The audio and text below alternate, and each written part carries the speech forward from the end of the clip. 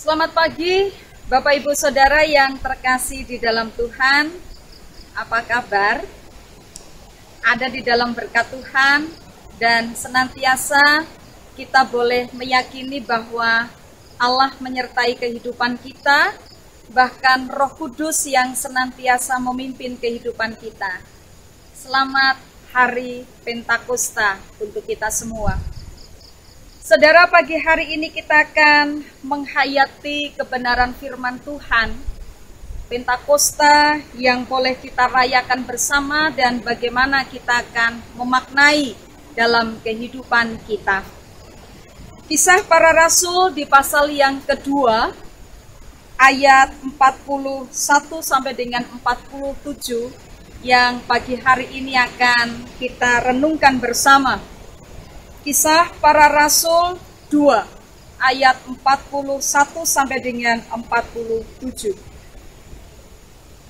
Orang-orang yang menerima perkataannya itu memberi diri dibaptis, dan pada hari itu jumlah mereka bertambah kira-kira 3.000 jiwa.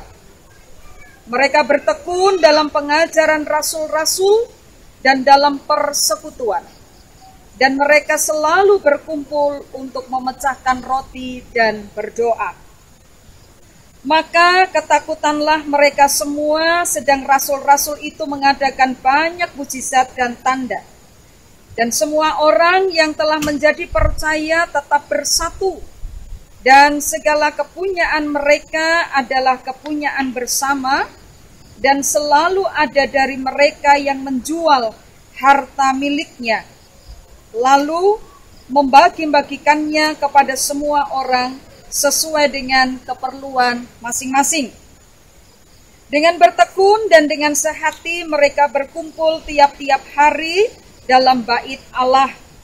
Mereka memecahkan roti di rumah masing-masing secara bergilir dan makan bersama-sama dengan gembira dan dengan tulus hati sambil memuji Allah. Dan mereka disukai semua orang. Dan tiap-tiap hari Tuhan menambah jumlah mereka dengan orang yang diselamatkan. Saudara yang berbahagia adalah setiap kita yang tahu benar apa yang Tuhan firmankan dan kita melakukannya. Saudara, Hari Pentakosta sama dengan hari raya pengucapan syukur yang dilakukan oleh orang-orang Israel ketika mereka memulai untuk menyabit gandum sebagai ucapan syukur mereka atas hasil panen gandum. Dalam bahasa Yunani, Pentakosta berarti ke-50. Karena itu, kita juga mengenal dengan nama Hari Raya 7 Minggu. Kita bisa memperhatikannya di kitab Ulangan. Dan kita kenal juga di Israel ada 3 hari raya utama. Ada hari raya Paskah, hari raya memperingati keluarnya bangsa Israel dari tanah perbudakan. Hari raya Pentakosta, hari raya ucapan syukur atas hasil panen gandum yang dilakukan 7 minggu sesudah hari raya Paskah, dan juga Hari Raya Pondok Daun sebagai ucapan syukur atas semua hasil panen. Nah, di Kisah Para Rasul 2, sesungguhnya kita memperhatikan bagaimana pada waktu itu orang-orang sedang merayakan ucapan syukur mereka.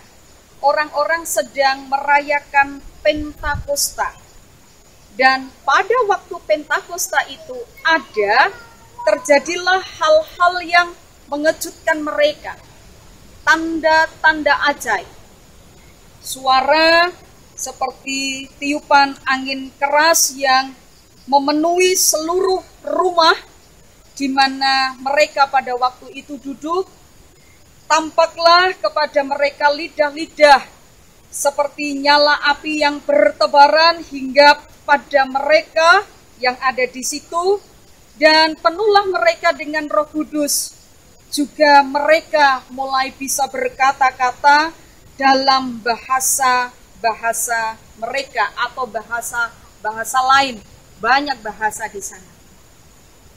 Nah, saudara, ketika hal itu terjadi dan terlebih ketika banyak orang menyatakan bahasa mereka dengan bahasa lain, pada waktu itu ada sindiran bahwa orang-orang ini adalah orang-orang yang sedang mabuk anggur manis. Namun, sindiran inilah yang kemudian membuat Rasul Petrus dan rasul-rasul yang lain kemudian bangkit dan menjelaskan apa yang sesungguhnya sedang terjadi, pencurahan Roh Kudus. Dan apa yang disampaikan oleh rasul-rasul pada waktu itu, kita bisa melihat kesaksiannya bagaimana Tuhan menjamah mereka sehingga mereka semua memberikan diri mereka percaya dan kemudian mereka dibaptis. Ada pertobatan massal kalau kita boleh mengatakan itu ketika pencurahan Roh Kudus. Nah, saudara, di sini menjadi hal yang menarik bagi kita bahwa mereka itu bertobat. Lalu mereka memberikan diri mereka, menyerahkan diri mereka untuk dibaptis sebagai wujud bahwa Tuhan sudah mengampuni dosa-dosa mereka. Ini terjadi satu perubahan besar atas orang-orang yang saat itu menyindir dan menyangka bahwa orang-orang banyak itu sedang mabuk anggur. Nah, Ibu Bapak Saudara yang terkasih di dalam Tuhan, pada bagian yang kita baca pagi hari ini, pada saat Pentakosta dan pencurahan Roh Kudus itu, ada hal yang menjadi bagian penting untuk kita ambil dalam kehidupan kita. Kita melihat ada perubahan yang terjadi. Membaca di ayat 42 dan 46, bahwa mereka, orang-orang itu kemudian bertekun dalam pengajaran para rasul dan di dalam persekutuan. Mereka mendengarkan, mereka menghayati, dan itu terus dilanjutkan di dalam kehidupan mereka. Yang kedua perubahan itu adalah mereka menjadi bersatu. Siapa mereka?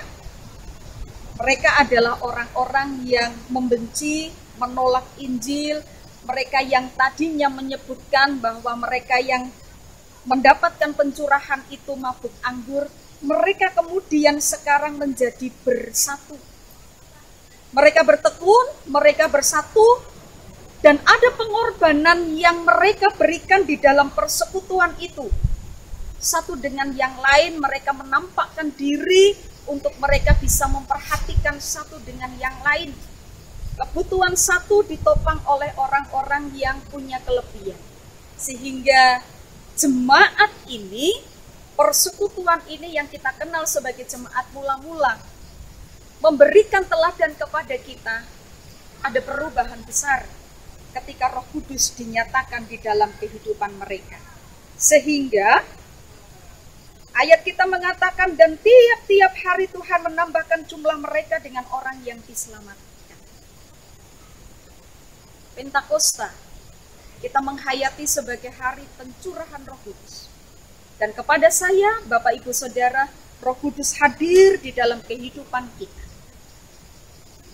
Apa yang sudah menjadi wujud dari perubahan kehidupan kita saat kita menghayati bahwa Roh Kudus tinggal diam di dalam kehidupan kita. Bercermin dari apa yang dinyatakan oleh mereka yang percaya dengan Roh Kudus, maka mari menampakkan perubahan di dalam kehidupan kita, wujud pertobatan kita ketika Roh Kudus dinyatakan dalam hidup kita. Selamat menghayati perjalanan hidup kita yang selalu dipimpin oleh Roh Kudus. Tuhan memberkati kita. Amin.